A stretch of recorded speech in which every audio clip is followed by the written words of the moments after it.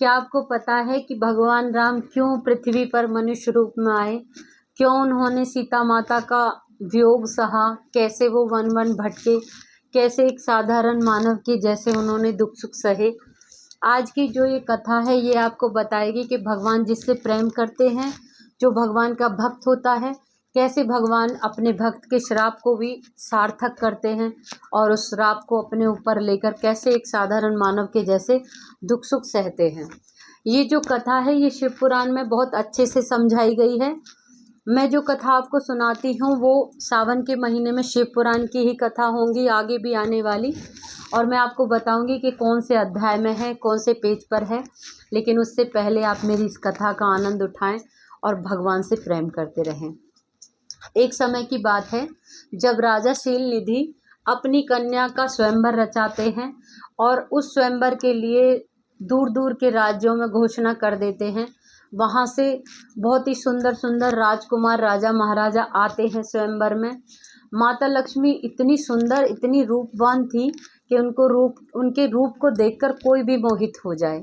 इसी तरह से नारद जी भी उनके रूप पर मोहित हो गए, क्योंकि शंकर भगवान की माया ने उनकी बुद्धि को बदल दिया और उनकी बुद्धि को अपने वश में कर लिया। इस वजह से नारद जी भी ये सोचने लगे कि कुछ भी हो जाए, इस कन्या से विवाह तो मैं ही करूँगा। ये विचार करके नारद जी विष्णु भगवान के पास जाते हैं और विष्णु भगवान से जाकर ये प्रार्थना करते हैं कि हे प्रभु, मुझे ऐसा रूप दीजिए जिससे वो कन्या सारे राजकुमारों को छोड़कर मेरे ही गले में वरमाला पहनाए।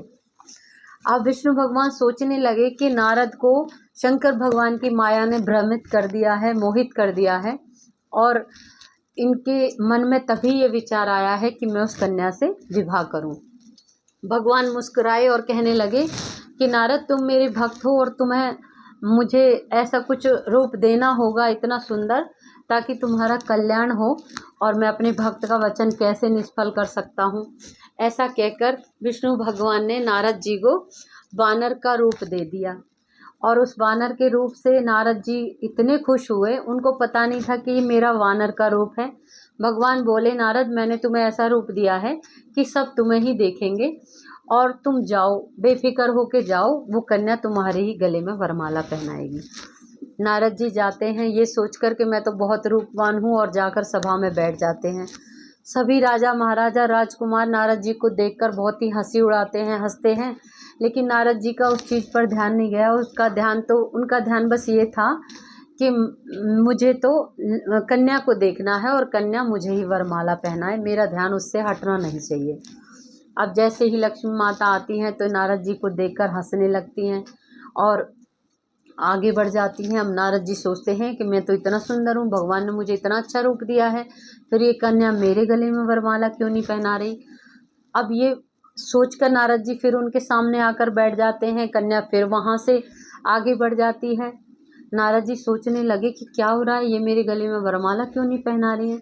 इतने में विष्णु भगवान आते हैं सभा में और वो कन्या विष्णु भगवान के गले में वरमाला पहना देती है। इतना होने के बाद में विष्णु भगवान और माता लक्ष्मी चले जाते हैं। बाद में नारद को पता लगता है कि विष्णु भगवान ने मुझे वानर का रूप दिया है। इस चीज़ से बहुत ही ज़्यादा क्रोधित होकर नारद जाते हैं विष्णु भगवान के पास और विष्णु भगवान से बहुत ही गुस्से में बोलते हैं कि विष्णु, तूने मेरे साथ छल किया है, तू सबके साथ छल करता है, और आज जो तूने मेरे साथ किया है इस चीज़ को मैं बिल्कुल माफ़ नहीं करूँगा, और मैं तुझे श्राप देता हूँ, जैसे मैं स्त्री वियोग में तड़प रहा हूँ ऐसे ही तुम भी पृथ्वी पर जन्म लो मनुष्य बनकर, और अपनी पत्नी के लिए इसी तरह से तड़पो जैसे मैं तड़प रहा हूँ। और ऐसा कहकर नारद जी वहाँ से चले गए। भगवान मुस्कुराए। माता लक्ष्मी बोली कि इन्होंने तो तुम्हें श्राप दे दिया है, अब क्या करोगे। तो विष्णु भगवान बोले कि नारद मेरा बहुत ही परम भक्त है और मैं अपने भक्त के श्राप को खाली नहीं कर सकता, इसलिए मुझे तुम्हारा वियोग सहना ही पड़ेगा और मुझे मनुष्य रूप में धरती पर जन्म लेना पड़ेगा।